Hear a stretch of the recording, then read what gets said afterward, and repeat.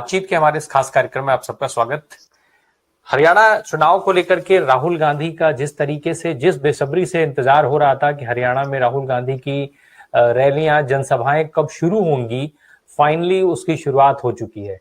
उसके बाद हरियाणा में क्या कुछ चल रहा है, क्योंकि एक के बाद एक तरफ कंगना रनौत बहुत सारे बयान दे रही हैं, दूसरी तरफ जो है विनेश फोगाट को नोटिस इशू कर दिया जाता है, दबाव बनाने की कोशिश दिखाई दे रही है।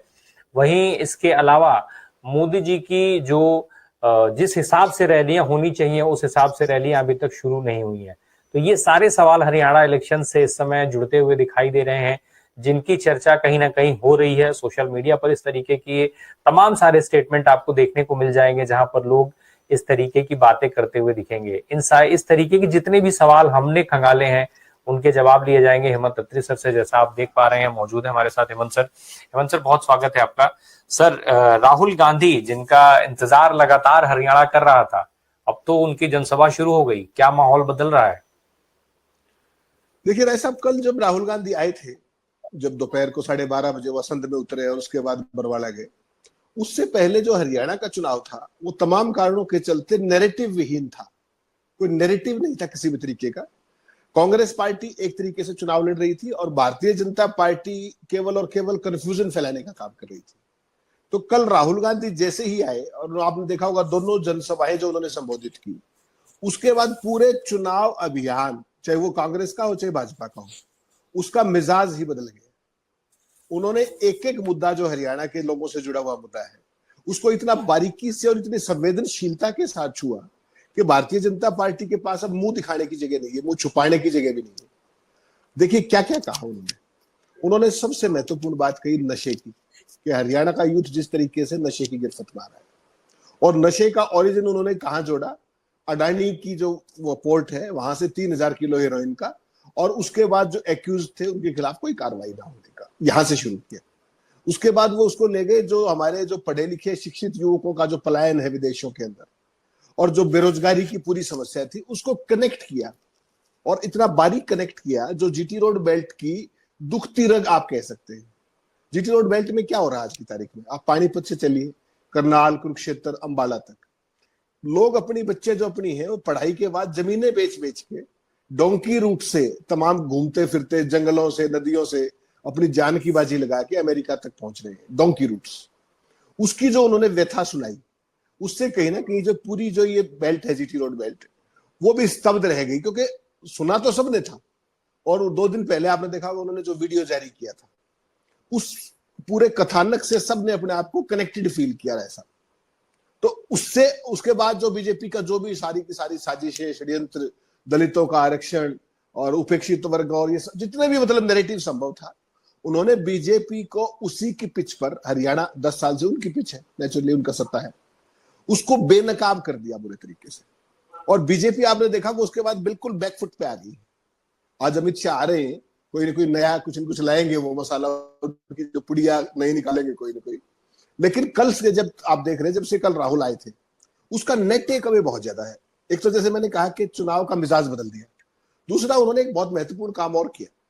उन्होंने जो 10 दिन से जो शैलजा कहीं ना कहीं कोप भवन में बैठी हुई थी नाराजगी के कारण, उनको निकाल के लाए, और उनको एक असंत की रैली के जरिए जिस तरीके से हंसी मजाक बोलचाल मंच के ऊपर तमाम वो सारी चीजें, तो उससे एक बहुत सॉलिड मैसेज ये दे दिया कि बीजेपी जिस गलतफहमी में जी रही थी कि शैलजा को ले आएंगे, Shailaja is very much intact with अस।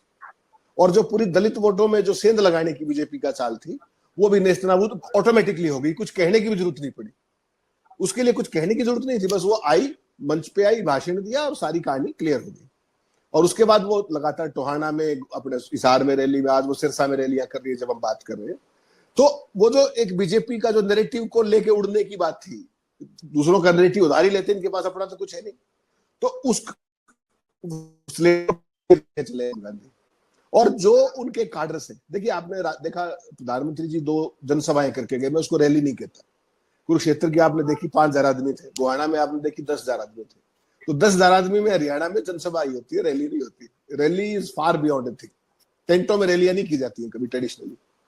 तो जो करंट छोड़ने में अपने वर्कर्स के अंदर, अपने कैंपेन के अंदर जो प्रधानमंत्री जी बुरे तरीके से नाकाम रहे थे, राहुल गांधी कांग्रेस के इंजन को फुल थ्रॉटल में स्टार्ट करने में कामयाब रहे। कल के भाषण के जरिए, भाव भंगिमाओं के जरिए, इश्यूज के जरिए, कनेक्ट के जरिए और हर उस बात की संवेदनशीलता के जरिए, उस गंभीरता के जरिए दैट इट डिजर्व्ड। तो बहुत महत्वपूर्ण चीज हुई कल। और उसके बाद कहीं ना कहीं कांग्रेस पार्टी में जोश है और भारतीय जनता पार्टी बैकफुट पे है। सर, राहुल गांधी की रैलियों का जिक्र आया, उनके मुद्दों और बातों का जिक्र आया, तो एक नाम ऐसा है जिसके जिक्र के बिना बात पूरी नहीं होगी मुझे लगता है। वो नाम है देव का। जिस बालक देव का नाम राहुल गांधी ले रहे हैं और जिस तरीके से उन्होंने कल पूरी बात अपनी कही, 2-3 दिन पहले जब वो वहां पर गए थे, 3-4 दिन पहले हरियाणा में उसके घर, तो जिस तरीके का माहौल बना था हरियाणा में, अब उन्होंने उसका नाम का जिक्र किया। पहले विनेश फोगाट, फिर ये बच्चा जो है देव। क्या कांग्रेस इमोशनल टच नहीं दे रही है हरियाणा के इलेक्शन को? नहीं, इमोशनल टच ना केवल दे रही है, मैं तो कहता हूं देना चाहिए। क्यों नहीं देना चाहिए? जो किसी स्टेट की दुखती रग है, जिससे सत्तारूढ़ दल छुपता है, भागता है, जिसका जिक्र नहीं करता है, तो उसको लोगों के बीच में, नैरेटिव के बीच में, चर्चा में लाने का और कौन सा तरीका है? वो अमेरिका से आते ही 7 दिन पहले, आपको ध्यान होगा, करनाल के उस गांव में सुबह सुबह 4 बजे पहुंचे। तो आप नहीं कह सकते कि वो स्टेज मैनेज था। All of a sudden impromptu था वो। और जिस तरीके की वो वीडियो आपने देखी, मैंने देखी वो वीडियो, तो उस वीडियो को देख के जो खासतौर पे जो उस बच्चे की जो व्यथा देख करके मेरी भी आंखों में आंसू आ गए कि देखिए 10 साल तक इस उम्र में बच्चा, जब उसको फादर की सबसे ज्यादा जरूरत है ग्रूमिंग के हिसाब से अपकमिंग, वो बच्चा अपने 10 साल तक अपने फादर से नहीं मिल पाएगा। तो एक दुखती रग हरियाणा स्टेट की है। और उसका जो लाइव चित्र निकल, मेरे पास कई पुलिस अधिकारियों के फोन आए कि साहब हमने कबूतरबाजी के भी बहुत केसेस सॉल्व किए, हमने ये भी किया, हमने वो भी किया है, लेकिन इस पहलू का हमें नहीं पता था।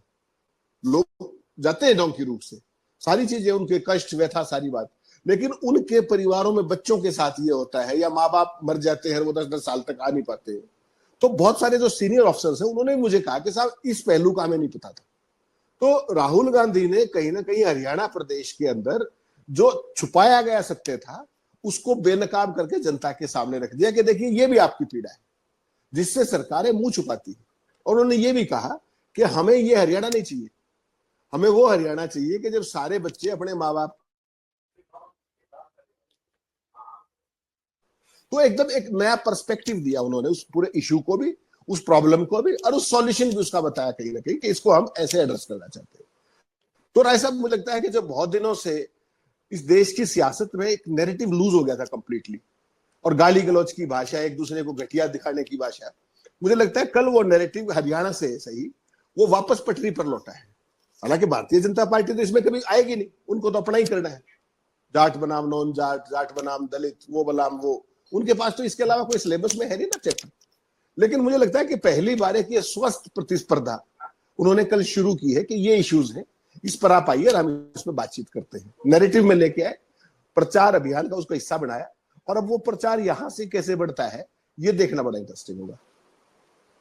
बिल्कुल। सर, इस बीच में जरा एक चीज और, अभी जो मैंने विनेश फोगाट का जिक्र किया, विनेश फोगाट को नोटिस दे दी गई है, हालांकि वो तो संन्यास ले चुकी हैं। क्या चर्चा उसको लेकर के हो रही है? कुछ उसका भी असर पड़ सकता है इस नोटिस का? बहुत शॉर्ट में। राय साहब, इन नोटिस को कौन पूछ रहा है? ये सामान्य नोटिस है। इस देश में तो प्रधानमंत्री ने लोगों की बैसे छिनवा दिया, मंगलसूत्र छिनवा दिए, पता नहीं शहीदों के नाम पे वोट मांगी। इस समय चूंकि विनेश फोगाट से जुड़ा हुआ हर मामला, मुझे लगता है हरियाणा के लोगों के लिए बड़ा वो भावनात्मक जुड़ाव वाला मामला है। और ऐसे मामले जब भी लोगों के बीच में जाएंगे कि लो यार, वो तो पहले इनके साथ ऐसा किया हमारी बच्ची के साथ, और फिर अब जो है जब वो चुनाव प्रचार में लगी है तो जानबूझ करके उसको रोकने के लिए इस तरीके की नोटिसें सरकार जो है वो भिजवा रही है, तो इसका एक अलग तरीके का इम्पैक्ट नहीं पड़ेगा उस पर? वो देखिए, एक पॉलिटिकल स्टंटबाजी, भारतीय जनता पार्टी हमेशा बिलो दी बेल्ट सियासत करने की आदी है, कोई नई बात नहीं है इसमें। और उस नोटिस की कोई ऐसी गंभीरता नहीं है कि उससे उनका खेल कैरियर बर्बाद हो जाएगा या कोई पॉलिटिकल कैरियर बर्बाद हो जाएगा, ऐसा कुछ नहीं। सिंपली एक ये कहा कि आपने जो एड्रेस था वो प्रॉपर नहीं दिया, वो टीम आई थी, फला थी, तो वो एड्रेस दोबारा दिया जा सकता है, क्योंकि वो चूंकि पॉलिटिक्स में तब तक आ चुकी थी, तो वो सारी चीजें सेकेंडरी हो जाती है, दोबारा दिया जाए। उसमें कोई ये थोड़ी है कि उन्होंने कोई डोप में कुछ गड़बड़ कर दी थी या कुछ था।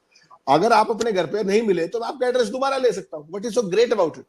तो ये तो भारतीय जनता पार्टी का स्टाइल है कि उनको कहीं ना कहीं जो बेसिकली एक खिलाड़ी के तौर पर जो विदेश की उपलब्धियां है, और राजनीति के अंदर जो उन्होंने प्लंग लिया है एक तरीके से, उस सारे में उनको कहीं ना कहीं नीचा दिखाने के लिए, ये उनकी अचीवमेंट्स को कम करने के लिए भारतीय जनता पार्टी की एक ये कुंठा कह सकते हैं आप, वो है, उसका पूरा तंत्र है, स्पोर्ट्स अथॉरिटीज है, फलाना है, वो सारा आपको पता है एक तंत्र का हिस्सा हो चुके हैं। वो कोई ना कोई उसमें इंसानियत या कोई न्याय की ऐसी कोई बात अब बची नहीं है। तो लेकिन हरियाणा के लोग इन सब बातों को समझते हैं, विनेश भी समझती है। यही सब हरकतें बजरंग पुनिया के साथ भी की गई थी, आपको ध्यान होगा लास्ट ईयर। तो इनसे कोई बहुत कैरियर में फर्क पड़ जाएगा ऐसा नहीं है। ये वन टाइम न्यूज फिनोमिना होता है कि आपके खिलाफ में कुछ भी कह के भाग गया, लूज टॉक करके, चीप टॉक करके, या आपको डिमीन करने के लिए, उन बातों का कोई बहुत अर्थ नहीं होता। हर एक को ये पता है कि जो विनेश की जो अचीवमेंट्स हैं वो एक तपस्या का परिणाम है। She has upcome with all those things. तो ऐसा नहीं है कि इन चीजों के सहारे आप उनको डिमीन कर सकते हैं। भारतीय जनता पार्टी की खुशफहमी हो रखे, वो अपना कैंपेन ठीक से कर रही है, और अगर वो जातिवाद के फेर में नहीं फंसे, जो कि उनको फंसाने की कोशिश की जा रही है तमाम भाजपा के इशारे पर, तो मुझे लगता है उनको चुनाव जीत जाना चाहिए। हालांकि वो जो पहले उनका चुनाव बिल्कुल स्मूथ था, आज की तारीख में उनका चुनाव स्मूथ नहीं है। आप उनको जीत को फॉरगॉन कंक्लूजन नहीं कह सकते, वो मुकाबले में फंस चुकी है। जी सर, दो नाम और हैं, एक हरियाणा का बहुत चर्चित नाम, बहुत एस्टेब्लिश नाम राजनीति का, और एक नाम हरियाणा के बाहर का। मैं अनिल विज और कंगना रनावत की बात कर रहा हूं। अनिल विज का एक बयान फिर आया अभी, जबकि आप कह रहे हैं कि शैलजा से जो विवाद था वो खत्म हो गए, सारी चीजें। अनिल विज कह रहे हैं कि शैलजा को लेकर के जिस तरीके से जाति सूचक शब्दों का इस्तेमाल हुआ, उसको हरियाणा कभी भूलेगा नहीं, माफ नहीं करेगा। और दूसरा, अनिल विज का खुद का दावा कि वो मुख्यमंत्री बनना चाहते हैं। एक तो ये भाजपा के कितने फेवरेबल है, और फिर हम इसके बाद कंगना रनावत पे आते हैं। राय साहब, मुख्यमंत्री बनने के लिए पहले एमएलए बनना पड़ता है, ये तो सारे देश को पता है ना। तो अनिल विज को वो तो कह रहे हैं कि मेरे फेवर में बिल्कुल लहर है, मैं 7वीं बार चुनाव जीतने जा रहा हूँ, एकदम तय है। तभी तो गांव गांव में उनकी हुटिंग हो रही है। आपने देखा नहीं किस तरीके से जान बचा के पुलिस भगा रही है, उनको निकाल के ले जा रही है। मुख्यमंत्री बनने के लिए पहले एमएलए बनना पड़ता है। ये तो कांग्रेस पार्टी की, आप क्या कहेंगे इसको, नालायकी कहेंगे कि पिछली बार भी वहां गलत टिकट दिया और अनिल विज जीत गए। नहीं, पिछली बार भी हारते हो, सारा कैबिनेट हारा ही था, पता है आपको, 10 मंत्री हारे थे, उनका भी हारना तय था। कांग्रेस ने खराब कैंडिडेट दिया। इस बार भी कांग्रेस ने और खराब कैंडिडेट दिया है अंबाला कैंट में।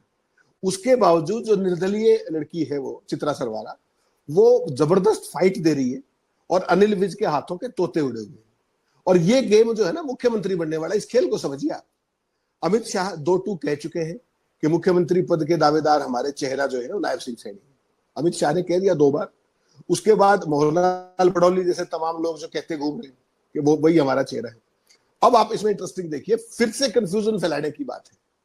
उधर से राव इंद्रजीत, जिनको पूरा कैबिनेट मंत्री नहीं बनाया गया, वो मुख्यमंत्री बनने का सपना अलाप रहे हैं, ख्वाब अलाप रहे हैं। क्यों?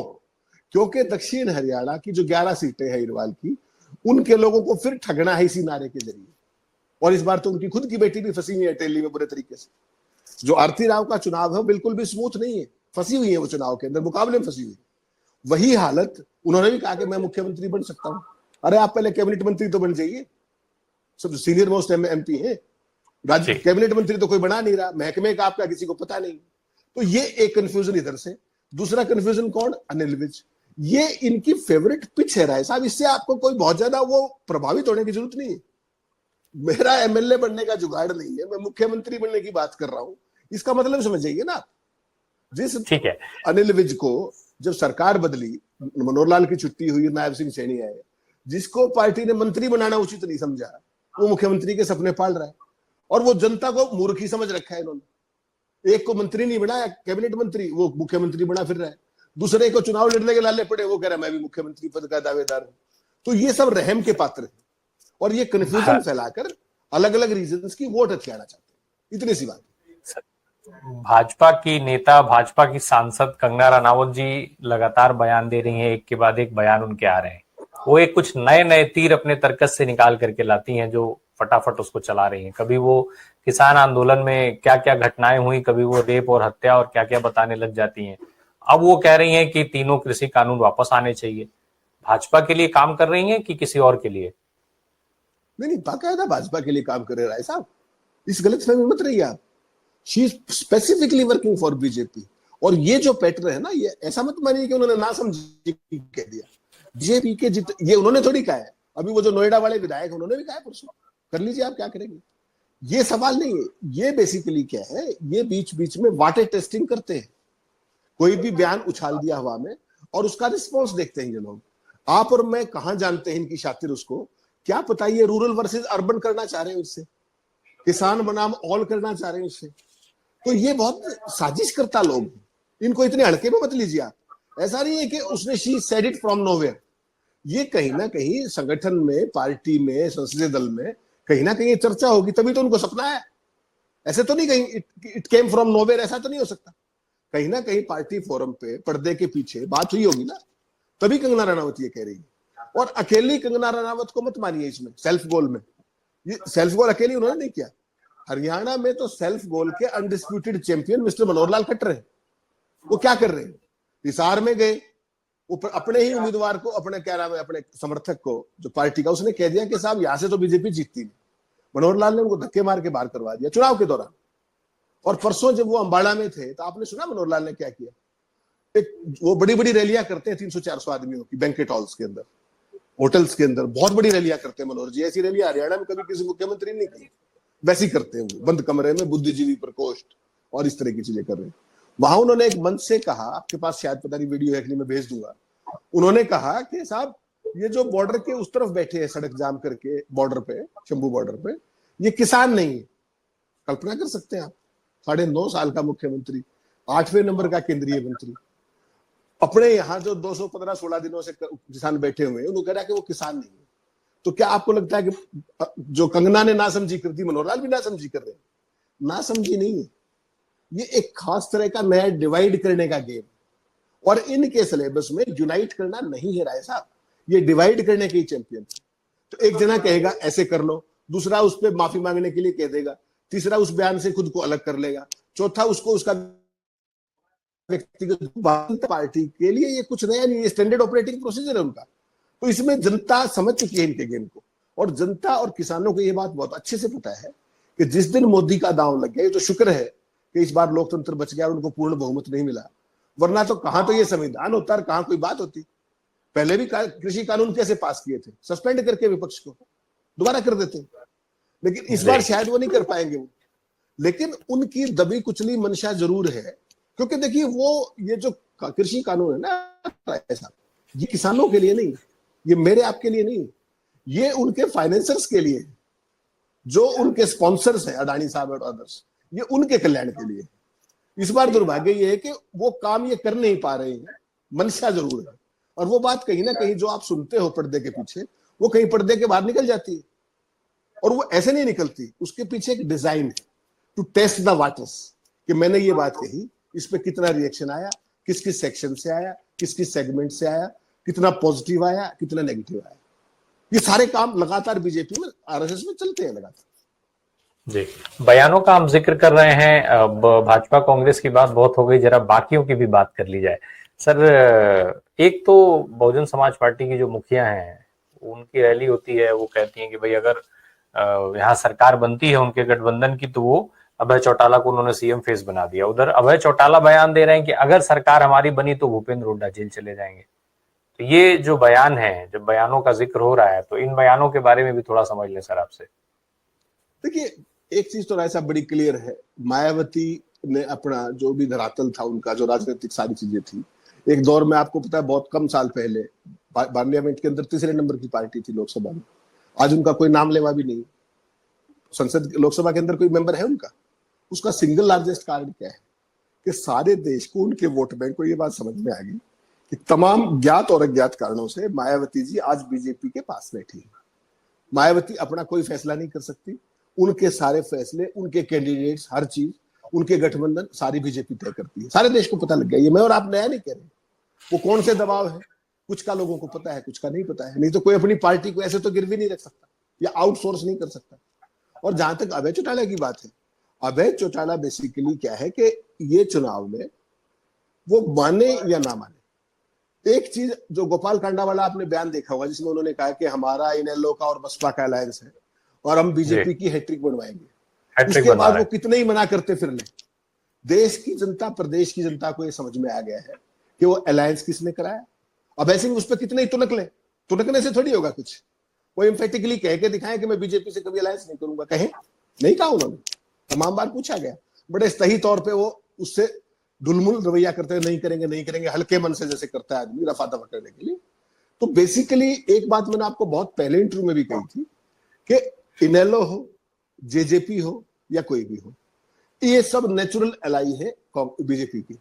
ये कभी चाहकर भी कांग्रेस के साथ नहीं आ सकते, और ये आज से नहीं, इनके ओरिजिन से है, 1975 96 तब से आप देखेंगे, तब से बीजेपी के साथ। लेकिन इस समय हरियाणा में जिस तरीके से मैं आपसे लगातार बात करता रहा हूं, या जो कुछ भी हम लोग वहां से फिल्टर होके आता है, एक बात साफ है कि कांग्रेस, अब कितना मार्जिन आते हैं वो अलग बात है, लेकिन कांग्रेस के फेवर में एक वेव चल रही है, वहां पर एक अंडर करंट है कहीं ना कहीं कांग्रेस को लेकर के, लोगों का एक जुड़ाव है, चाहे वो सत्ता परिवर्तन की बात हो या जो कुछ भी हो।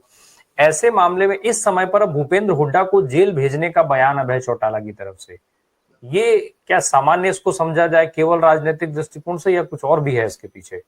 नहीं, अभय सिंह चौटाला इस तरह का बड़बोलापन करने के आदी, नई बात नहीं है इसमें कुछ भी। जेल कौन किसको भेज सकता है? किसी के लोकतंत्र है भाई, जेल में कौन भेजता है? जेल के अंदर कोर्ट भेजेगी, पुलिस अरेस्ट करेगी, सीबीआई अरेस्ट करेगी, ईडी अरेस्ट करेगी, जो भी एजेंसी अरेस्ट करेगी। उसमें कोई पॉलिटिशियन कौन होता है जेल में? धमकियों का दौर चल रहा है। धमकियों का नहीं, ये पोस्चरिंग का दौर है, ये पॉलिटिकल पोस्चरिंग कहेंगे आप इनको, कि मेरे पल्ले नहीं दाने और अम्मा चली पुराने, उस टाइप की चीज है। अपनी सीट जीतने के लाले पड़े हुए हैं, बेटे को जिताने के लाले पड़े हुए हैं, तमाम तरह की सेटिंग्स की जा रही है पर्दे के पीछे से, हलोपा से अलायंस किया जा रहा है, इधर उधर से टेक्टिकल अंडरस्टैंडिंग की जा रही है, और इतने बड़े दावे किए जा रहे हैं। जो आपने बात कही ना, सारे मीडिया कुछ भी कन्फ्यूजन में है, तमाम लोग सब ये कहते सुना मैंने तमाम चैनलों पर कि साहब कांग्रेस वर्सेस बीजेपी का चुनाव है हरियाणा में। ये बिल्कुल गलत बात है। हरियाणा के अंदर कांग्रेस बनाम ऑल का मुकाबला है, और बाकी जो ऑल है वो सारे बीजेपी के साथ है। वो तो कुछ पर्दे के सामने एक नाम मैं इसमें और जोड़ना चाहता हूं, अरविंद केजरीवाल का। वो ये कह रहे हैं घूम घूम करके अब लगातार कि बिना आम आदमी पार्टी के किसी की भी सरकार नहीं बनेगी। तो इसको लेकर के हरियाणा में क्या कुछ चल रहा है सर? क्योंकि क्या एक बात तो मैसेज तो उनका साफ हो रहा है कि वो कांग्रेस के साथ भी जा सकते हैं और भाजपा के साथ भी जा सकते हैं। अगर जब ये कह रहे हैं कि भाई किसी की भी सरकार नहीं बनेगी, वो ये नहीं कह रहे हैं कि बिना मेरे इंडिया गठबंधन की सरकार नहीं बनेगी या कांग्रेस की सरकार नहीं बनेगी। भाई साहब, वो जो कंफ्यूजन फैलाने की बात है ना, उसमें बीजेपी से ज्यादा बड़े चैंपियन केजरीवाल है। आप कभी भी देख लीजिएगा, उन्होंने किया है जी, सबने किया है जी, उन्होंने कुछ नहीं किया है जी। बेसिकली क्या है, केजरीवाल हरियाणा में एक दो सीटों पर जमानत बचा जाए उतना ही है। ना उनकी पार्टी को कोई सीटें मिलने जा रही है लंबी चौड़ी, ना कोई उनका डिसाइसिव किसी भी रूप में आंशिक या निर्णायक किसी भी तरीके का रोल केजरीवाल का नहीं होने जा रहा है। और ये जो हम इनिशियली सोच रहे थे कि मुकाबला कांग्रेस का और बीजेपी का डायरेक्ट हो जाएगा, उसमें बीजेपी ने भी अपनी टैक्टिक्स बदल ली है। जो लेटेस्ट सर्वे आए हैं उसके बाद बीजेपी ने अपना सीधा सीधा ये बढ़ा लिया है कि जो फीडबैक आया कि 17 सीटों पर बीजेपी मुकाबले में है 89 में से। 72 सीट्स पर वो हर उस व्यक्ति की मदद करने के लिए तैयार है वाजपेयी जो कांग्रेस को हरा सकता है। ये गेम समझ लीजिए। बीजेपी का गेम अब ये है कि किसी तरीके से हंग असेंबली आ जाए, और बाकी खेल जो आपको ध्यान होगा, जेपी दलाल ने कहा था कि दिल्ली वाले हमारे सरकार बनने नहीं देंगे, बन गई तो चलने नहीं देंगे, और 6 महीने में सरकार तोड़ देंगे। तो बीजेपी उसी ग्राउंड वर्क पे काम कर रही है। They have completely lost the ground, they have completely lost the narrative. वो अब केवल हरियाणा में कभी दलित बनाम ये, कभी वो बनाम ये, कभी कांग्रेस के नेताओं को निमंत्रण देना, कभी कुछ करना, वो एक कंफ्यूजन फैलाने की माहिर है बीजेपी। उसी नैरेटिव पे काम कर रही है, चुनाव जीतने के लिए काम नहीं कर रही। चुनाव में हंग असेंबली आ जाए उसका पूरा जोर इस बात पर है, और इसके लिए वो अपना काडर, अपने रिसोर्सेज, अपना धनबल और बाकी चीजें भी, एजेंसी बल, कल आपने देखा होगा रात को वो अपने राव दान सिंह के वहां फिर वो अटैचमेंट हो गई है, जबकि कल ही दिन में सुप्रीम कोर्ट ने क्या क्या कहा था ईडी को, उसके बावजूद कल 44 करोड़ की अटैचमेंट फिर हुई। तो हर तरीके का बल बीजेपी अपने हिसाब से मैनिपुलेट करके प्रयोग कर रही है, लेकिन मुझे लगता नहीं कि काठ की अंडी इस बार छिड़ेगी, और बीजेपी का काम तमाम हरियाणा की जनता कर चुकी है। हरियाणा में चुनाव जनता बनाम भाजपा है। कांग्रेस ने कोई तीर मार दिया ऐसा मैं बिल्कुल नहीं कह रहा। कांग्रेस ने कोई बहुत महान संघर्ष किया इन 10 सालों में, ऐसा भी कुछ नहीं। एक नेगेटिव वोट है बीजेपी का, जिसका डिफॉल्ट लाभ कांग्रेस पार्टी को होने जा रहा है। और कांग्रेस पार्टी सेल्फ गोल की माहिर है। वो कितने सेल्फ गोलों से बच सकती है, यही उसकी सफलता का मूल पैमाना रहेगा। राय साहब, चलिए, अब कांग्रेस की जगह पे जनता चुनाव लड़ रही है। अगर आज की सत्ता की 10 साल से जो सत्ता चल रही है उसके अगेंस्ट में जिस तरीके का माहौल बन रहा है, जिसको चाहे आप एंटी इनकम्बेंसी कह लीजिए या जो कुछ भी कह लीजिए, उसका फायदा कांग्रेस कितना उठाती है। जैसा सर आपने कहा कि सेल्फ गोल वाली बात, ये बात निश्चित तौर पे कई बार कांग्रेस ने इसमें अपने आप को प्रूव किया है। तो अब देखना होगा कि वो कितना बचा लेते हैं, क्योंकि राहुल गांधी का एक अलग इम्पैक्ट है देश में और जुड़ाव भी लोगों का, उसका फायदा कांग्रेस को मिलता हुआ फिलहाल दिख रहा है। बहुत बहुत शुक्रिया हेमंत सर इन सवालों के जवाब देने के लिए और सही जानकारी देने के लिए हमारे दर्शकों का। Thank you so much.